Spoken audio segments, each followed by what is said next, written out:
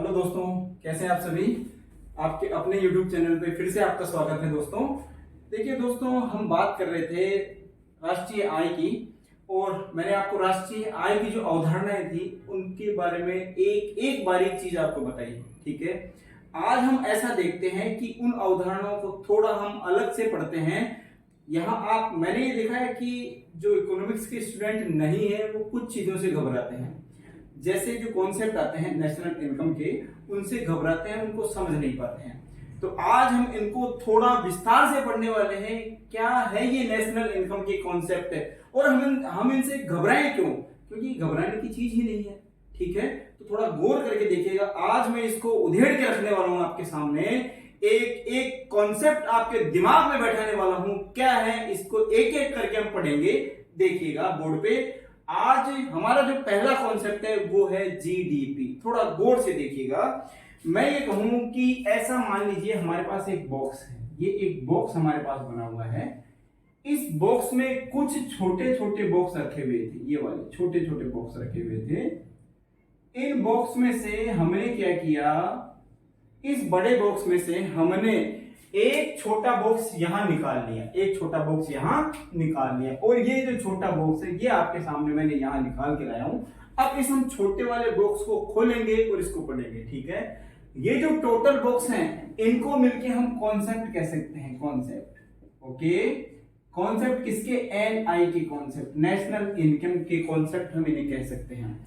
अब national income के जितने भी कॉन्सेप्ट है उसमें से एक कॉन्सेप्ट हम यहां उठा के लेकर आए हैं और वो कॉन्सेप्ट कौन सा है, जीडीपी। ओके, यानी जीडीपी क्या है, अपने आप में हम कह सकते हैं कि नेशनल इनकम का एक कॉन्सेप्ट है, एक विचारधारा है, एक अवधारणा है। अब इस अवधारणा को हम जानेंगे, समझेंगे और इसके जितने भी क्वेश्चंस आएंगे वो आप अपने आप स्वयं हल करेंगे। ठीक है, देखिएगा। देखो ये छोटा बॉक्स था, हम इसको बाहर निकाल के लाए हैं। अब हम इस बॉक्स को खोलने वाले हैं और जब हम इसको खोलते हैं तो जी से बन जाता है ग्रोस। जी से क्या बन जाता है, ग्रोस। ओके, डी से क्या बन जाता है, हम ये कह सकते हैं D for domestic. Okay, domestic. अब पी को जब हम खोलेंगे तो पी से भी एक शब्द बन जाता है और पी फॉर क्या बन जाता है, प्रोडक्ट। प्रोडक्ट, यानी ये जब हमने इस बॉक्स को बाहर निकाल के लाए, इस बॉक्स को जब हम खोल रहे हैं तो इसके जी का हमने बना दिया ग्रोस, डी से हमने बना दिया डोमेस्टिक और पी से बना दिया हमने प्रोडक्ट। यानी इसकी फुल फॉर्म हमारे सामने आ चुकी है। अब हम इसका हिंदी अगर अनुवाद करते हैं, हिंदी अनुवाद करते हैं तो देखिएगा हम कह सकते हैं कि जी से क्या हो गया, सकल, सकल, संपूर्ण, ग्रोस।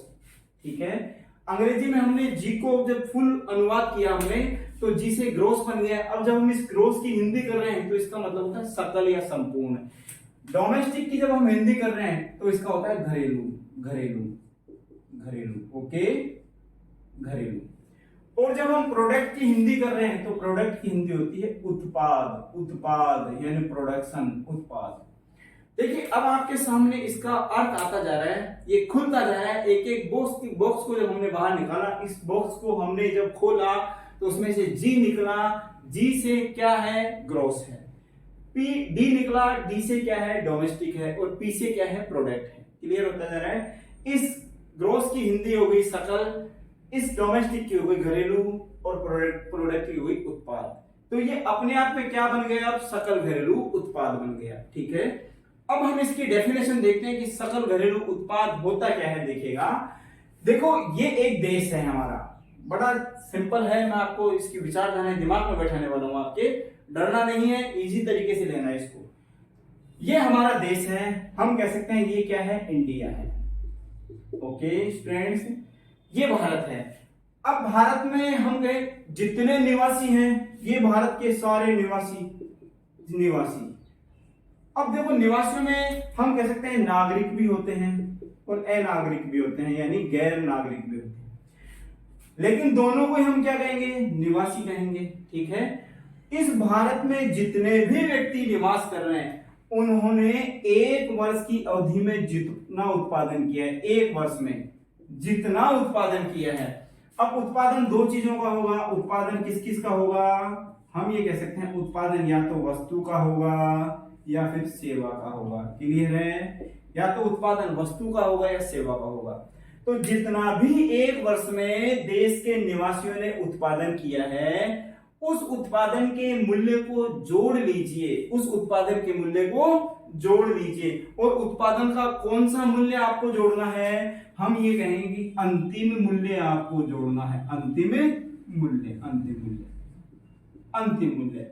अब हम ये कह सकते हैं कि एक देश में एक वर्ष की अवधि में उस देश के निवासियों द्वारा जितना भी उत्पादन किया गया है, उस उत्पादन के अंतिम मूल्य को अगर हम जोड़ लेते हैं, अंतिम मूल्य का अगर हम योग कर लेते हैं, तो जो हमारे पास राशि आएगी वो ही क्या होगी? आपकी जीडीपी होगी। हाँ, तो देखो वो क्या होगा, जब हम अंतिम मूल्य को जोड़ लेंगे ना तो वो जीडीपी होगा। क्लियर हो गया आपके सामने? ये बिल्कुल इजी हम इसको कॉन्सेप्ट को कह सकते हैं। देखिए, इसके अलावा अगर हम बात करें तो इसमें किन किन चीजों को जोड़ते हैं, किन किन को नहीं जोड़ते, वो एक बार मैं आपको बता देता हूं।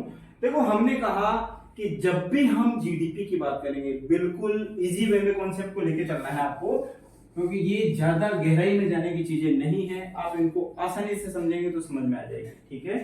देखो, हमने ये कहा कि जीडीपी में किसे शामिल करते हैं, किसे नहीं करते। थोड़ा सा गौर से समझिएगा, यहां से क्वेश्चंस आते हैं कि जीडीपी जो है, इस जीडीपी में किसे शामिल किया जाता है, किसे शामिल करते हैं, किसे शामिल करते हैं। ओके, करते हैं। जीडीपी में किसे शामिल करते हैं, यहां से क्वेश्चंस आते हैं। और इसका अपोजिट भी आपसे पूछ सकते हैं कि जीडीपी में किसे शामिल नहीं करते, यहां से भी क्वेश्चन पूछे जाते हैं। तो देखो, हमने कहा कि सबसे पहले तो जो जीडीपी है उसमें आप यहां ध्यान दीजिएगा कि एक देश में एक वर्ष की अवधि में जो उत्पादन हो रहा है, उस उत्पादन का अंतिम मूल्य ही क्या होगा? जीडीपी होगा। उस उत्पादन के हम अंतिम मूल्य को अगर जोड़ लेते हैं तो वो जीडीपी होता है। और आपको ये भी पता है कि उत्पादन किसका होता है, या तो वस्तु का होता है या सेवा का होता है। ठीक है? हम इसको ये एक थोड़ा सा और तरीका बता दूं आपको मैं कि 2022 हम एक उदाहरण ले लेते हैं कि वर्ष 2022 था। उस 2022 में 1000 करोड़ की तो टोटल वस्तुओं का उत्पादन किया गया, और हम ये कह सकते हैं कि 1500 करोड़ रुपए किसका उत्पादन किया गया? सेवाओं का उत्पादन किया गया। अब देखो, वस्तुओं का उत्पादन कितना है? 1000 करोड़ रुपए। सेवाओं का उत्पादन कितना है? 1500 करोड़ रुपए। हम कह सकते हैं 1500 करोड़ रुपए। इनको जब हम जोड़ेंगे तो कितना आ गया? 2500 करोड़ रुपए। ये 2500 करोड़ रुपए है, यही क्या है? जीडीपी है। माय डियर फ्रेंड्स, बड़ा इजी हो जाते हैं जब हम कॉन्सेप्ट को इस तरीके से पढ़ते हैं। तो ठीक है, अब महत्वपूर्ण बात क्या है, आपको ये देखना है कि जीडीपी में किसे शामिल करते हैं, किसे नहीं करते। तो हमने ये कहा कि एक देश के जो निवासी हैं, अब निवासियों में मैंने आपको ये भी बताया था कि निवासियों में नागरिक भी होते हैं, और जो हमारे देश के नागरिक नहीं है, अन्य देशों के नागरिक हैं, वो भी होते हैं। तो उन दोनों के द्वारा, नागरिकों के द्वारा और अनागरिकों के द्वारा, यानी इनको हम और रूप से कहें तो हम इन्हें कह सकते हैं निवासी। तो इन निवासियों द्वारा जितना भी उत्पादन किया जाएगा उसे हम कहेंगे जीडीपी। यानी एक देश में जितना भी एक साल में उत्पादन किया जाएगा, उस उत्पादन को हम जीडीपी कहेंगे। इस जीडीपी में किसे शामिल करते हैं? सबसे पहले तो आपको ये देखना है कि जीडीपी में क्या होगा? जो वर्तमान वर्ष की क्रियाएं होंगी, वर्तमान वर्ष की आर्थिक क्रियाएं, बहुत महत्वपूर्ण शब्द है वर्तमान वर्ष की आर्थिक क्रियाएं। जितनी भी वर्तमान वर्ष की आर्थिक क्रियाएं होती है उन्हें ही जीडीपी में शामिल किया जाता है। समझने का प्रयास कीजिएगा। देखो, वर्तमान वर्ष है, सभी को पता है ईयर कौन सा चल रहा है प्रेजेंट में? 2023। तो 2023 में जो उत्पादन हुआ है, 2023 में जो उत्पादन हुआ है, उस उत्पादन को हम किस में शामिल करेंगे? जीडीपी में शामिल करेंगे। लेकिन वो उत्पादन कैसा होना चाहिए? आर्थिक। यानी 2023 में जो आर्थिक क्रिया है, आर्थिक क्रिया से भी अर्थ आपको बताऊंगा कि ऐसी क्रियाएं जिनके बदले हम कह सकते हैं पैसे लिए जाते हैं, जिनके बदले हमें पैसे मिलते हैं, ऐसी क्रियाओं को आर्थिक क्रिया कह सकते हैं। ठीक है? उदाहरण एक दे सकता हूं मैं आपको यहां आसानी से। जैसे इस समय हम आपको YouTube पे पढ़ा रहे हैं, बिल्कुल निःशुल्क आपके लिए क्लासें हैं, इसके बदले हम आपसे कोई पैसा नहीं ले रहे, तो इट इज हम कह सकते हैं नॉन इकोनॉमिकल एक्शन। ओके, अगर मैं क्लास में पढ़ाता हूँ, कोचिंग में पढ़ाता हूँ, तो वहां जितने भी स्टूडेंट्स बैठे हैं तो उनसे हम क्या लेते हैं, फी लेते हैं। एक फीस जो न्यूनतम फीस होती है वो ली जाती है उनसे। तो उस समय मेरी क्रिया आर्थिक क्रिया है। अगर यूट्यूब पे आपको निःशुल्क पढ़ा रहे हैं तो वो गैर आर्थिक क्रिया है। तो जो भी गैर आर्थिक क्रियाएं होंगी वो जीडीपी में शामिल नहीं होंगी। ओके, कौन सी क्रियाएं होंगी? आर्थिक क्रियाएं, और वो भी किस वर्ष की? वर्तमान वर्ष की। समझ में आ रहा है? ठीक है। दूसरा देखिएगा, किसे शामिल करते हैं की बात हो रही है, नहीं करते की हम बात नहीं कर रहे हैं, पहले आपको बता रहे हैं किसे शामिल करते हैं। तो पहला हमने देखा कि आर्थिक क्रियाओं को शामिल करते हैं। दूसरा हम ये कह सकते हैं कि जीडीपी जो होता है, जीडीपी जो होता है, उस जीडीपी में हम ये कह सकते हैं कि देखो, एक तो आर्थिक क्रिया को शामिल हो गई, ठीक है, और एक शामिल करते हैं अंतिम मूल्य को, अंतिम मूल्य को, अंतिम मूल्य, यानी जीडीपी में अंतिम मूल्य को ही शामिल किया जाएगा। हम कह सकते हैं लास्ट जो प्राइस होती है उसे ही जीडीपी में शामिल किया जाता है। समझने का प्रयास कीजिएगा।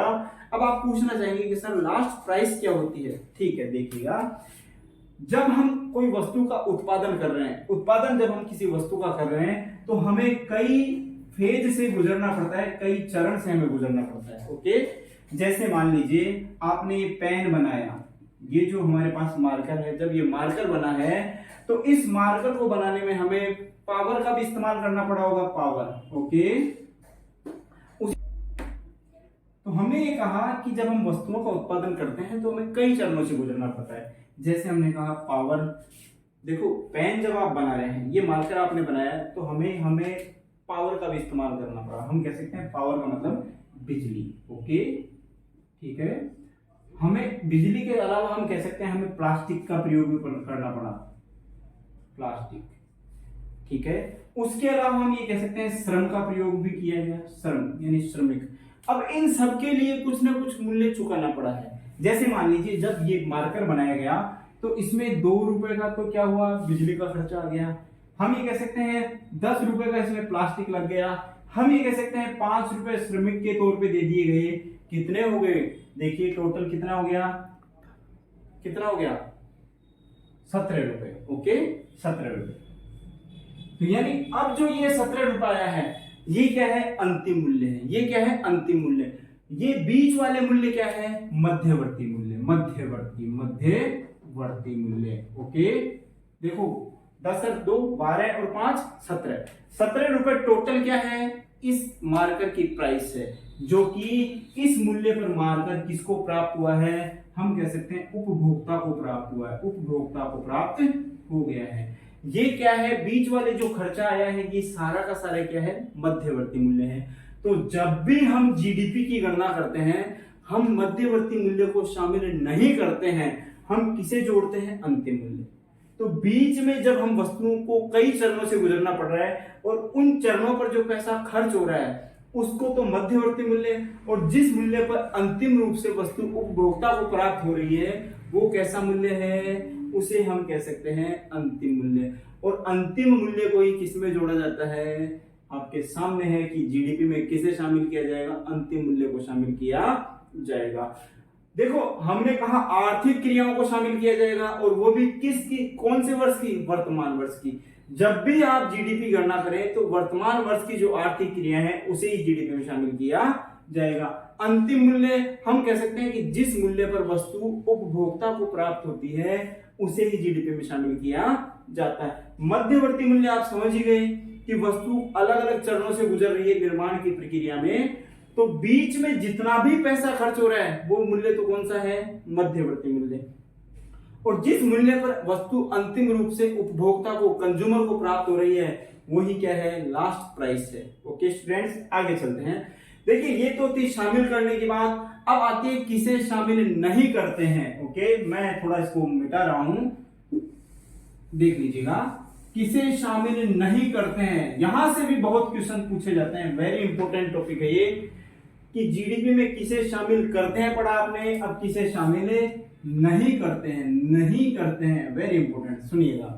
देखो हमने कहा कि जो भी क्रियाएं अनार्थिक होंगी, अनार्थिक यानी नॉन इकोनॉमिकल जो एक्शन होते हैं, अनार्थिक क्रियाएं, अनार्थिक जो भी क्रियाएं अनार्थिक क्रियाएं होती हैं उन्हें हम जीडीपी में शामिल नहीं करते हैं। अनार्थिक क्रियाओं को, अनार्थिक क्रियाओं, अनार्थिक क्रियाओं, अनार्थिक क्रियाएं आप उन्हें कह सकते हैं जिनके बदले हमें पैसा प्राप्त नहीं होता है। जैसे एक उदाहरण हम ले सकते हैं, हमारे घर जो हमारा जो घर है उस घर में हमारी मदर भी हैं, माँ जो होती है माँ, उस घर में हमारी सिस्टर्स भी रहती हैं, सिस्टर्स। ओके, तो मदर्स और सिस्टर हमारे घर में काम करते हैं, लेकिन इसके बदले हम उन्हें कोई पैसा नहीं देते हैं। वो हमारे लिए खाना बनाते हैं और भी अदर घर के बहुत सारे काम करते हैं, लेकिन इसके बदले उन्हें कोई पैसा प्रदान नहीं किया जाता है। तो जब हम कहें हम स्वयं के लिए जो कार्य करते हैं जिसके बदले हमें पैसा प्राप्त नहीं होता है, वो कैसी है? अनार्थिक क्रिया है। और अनार्थिक क्रियाओं को जीएनपी में शामिल नहीं करते हैं। ठीक है, उसी के साथ हम कह सकते हैं कि मान लीजिए अनार्थिक क्रियाएं हो गई, उसके अलावा हम दूसरा उदाहरण ले सकते हैं, हस्तांतरण भुगतान। वेरी इंपॉर्टेंट, हस्तांतरण भुगतान, हस्तांतरण भुगतान, भुगतान समझिएगा इसको, बहुत इंपॉर्टेंट है ये बात कि जीडीपी में किसे शामिल करते हैं, नहीं करते हैं। करते हैं बताया आपको, अब नहीं करते हैं, एक बारी आ रही है। अनार्थिक क्रियाओं को शामिल नहीं करते हैं, और अनार्थिक क्रियाएं आपने देख ली कि वे क्रियाएं जिनके बदले हमें पैसा प्राप्त नहीं होता है वो अनार्थिक क्रियाएं होती हैं, नॉन इकोनॉमिकल एक्शन होते हैं, उन्हें हम जीडीपी में शामिल नहीं करेंगे। हस्तांतरण भुगतान, देखिए हस्तांतरण भुगतान होते क्या है, पहले तो आपको मैं बता दूं कि ये वे भुगतान होते हैं, ये वे आय होती है, आप इसे आय भी कह सकते हैं, हस्तांतरण आय भी कह सकते हैं आप इसे, हस्तांतरण आय। ओके, ये वह इनकम होती है, वह आय होती है जो बिना कोई कार्य किए प्राप्त होती है, बिना कोई कार्य किए, बिना कोई कार्य किए, कार्य किए हम कह सकते हैं कि वह आय जो बिना किसी कार्य किए हमें प्राप्त होती है, उस आय को हम कह सकते हैं हस्तांतरण आय। जैसे मान लीजिए छात्रवृत्ति, छात्रवृत्ति। ओके, जैसे पेंशन, पेंशन वो भी कौन सी? वृद्धावस्था, वृद्धावस्था पेंशन, वृद्धावस्था पेंशन। ओके, तो हम कह सकते हैं ऐसी क्रियाएं जिनसे हमें बिना किए हुए कोई, बिना कार्य किए हुए कोई आय प्राप्त होती है, वो कौन सी आय होगी? हस्तांतरण आय। और हस्तांतरण आय को हम किस में शामिल नहीं करते हैं? जीडीपी में शामिल नहीं करते हैं। नेक्स्ट देखिएगा, इसको मैं फिर से थोड़ा स्पेस की वजह से मिटा देते हैं, इसको आगे चलते हैं हम। देखिए इसके अलावा किसे शामिल नहीं करते हैं, सुनिएगा। देखो एक चीज जो बड़ी इंपॉर्टेंट होती है वो होते हैं शेयर, जो होते हैं शेयर, ऋण पत्र, यानी जो बॉन्ड्स होते हैं, शेयर होते हैं, ऋण पत्र, इनके क्रय विक्रय को, शेयर हुए, बॉन्ड्स हुए के क्रय और विक्रय को हम किसमें शामिल नहीं करते हैं? हम कह सकते हैं इनके क्रय विक्रय को हम जीडीपी में शामिल नहीं करते हैं। क्यों नहीं करते हैं, इसका भी एक कारण बता देता हूं।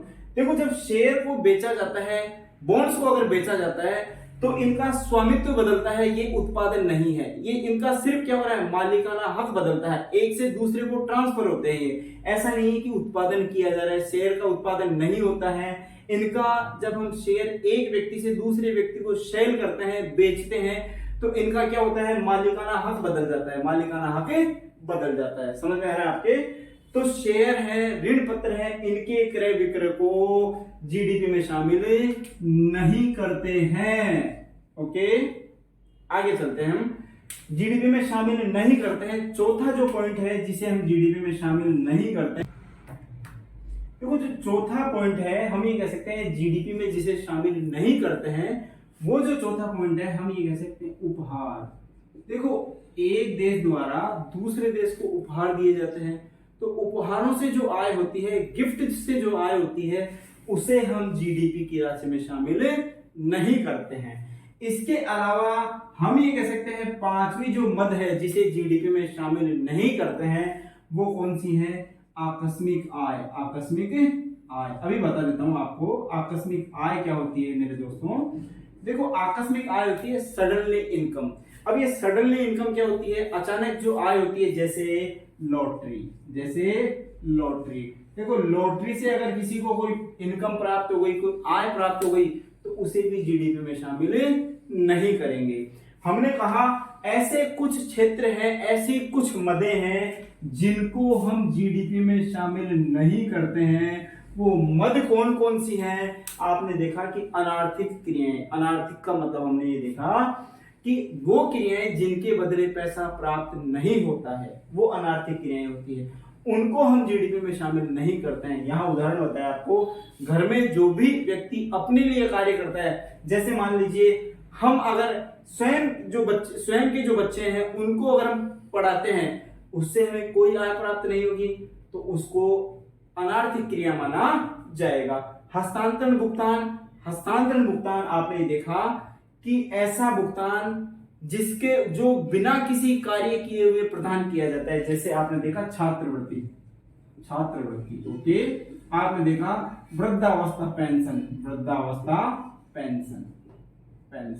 तो इसे भी किसमें शामिल नहीं किया जाएगा? जीडीपी में शामिल नहीं किया जाएगा। जितने भी वित्तीय हम कह सकते हैं सौदे होते हैं, हम कह सकते हैं जितने भी शेयर हैं, ऋण पत्र हैं, इनके क्रय विक्रय को किसमें शामिल नहीं किया जाता है? जीडीपी में शामिल नहीं किया जाता है। उपहार जो गिफ्ट होते हैं, इनसे जो इनकम प्राप्त होती है उसे भी जीडीपी में शामिल नहीं करते हैं। आकस्मिक आय जैसे लॉटरी वगैरह से जो इनकम प्राप्त हो जाती है उसे भी जीडीपी में शामिल नहीं करते हैं। ये कुछ ऐसी मदें थी। इसके अलावा हम एक मद और ले सकते हैं कि इससे पहले वाले वर्ष यानी पूर्व वर्ष में की गई क्रियाएं, ओके। यानी वर्तमान वर्ष से पहले वाले वर्ष में अगर कोई भी क्रिया की गई है तो उसे भी वर्तमान वर्ष की जीडीपी में शामिल नहीं करते हैं। तो दोस्तों ये थी हमारी जीडीपी की अवधारणा। देखिए बड़ी सिंपल अवधारणा है ये। आपने देखा कि एक साल में जितना भी उत्पादन हुआ है, भले वह उस देश के नागरिक करें या किसी अन्य देश के नागरिक जो उस देश में उस अवधि में रह रहे हों, उनके द्वारा एक वर्ष में जितनी भी वस्तुएं और जितनी भी सेवाएं उत्पादित की गई हैं, उनके अंतिम मूल्य को आपने जोड़ा तो हमें क्या प्राप्त हो जाती है? जीडीपी प्राप्त हो जाती है। इसके अलावा देखो मैंने आपको ये बताया कि अंतिम मूल्य को क्यों जोड़ते हैं, ताकि दोहरी गणना की समस्या से बचा जा सके। दोहरी गणना कि एक ही वस्तु का मूल्य दो बार ना हो, इसी दोहरी गणना की समस्या से बचने के लिए हम अंतिम मूल्य को जोड़ते हैं। तो ये हमारी जीडीपी की अवधारणा थी। इसको हम कहें बहुत इजी तरीके से समझना है ताकि आपका एक भी क्वेश्चन गलत नहीं हो। रेगुलर रहें, अपनी तैयारी को शिखर पर ले जाएं और नेगेटिव मार्किंग से बचें। B continue. Thank you.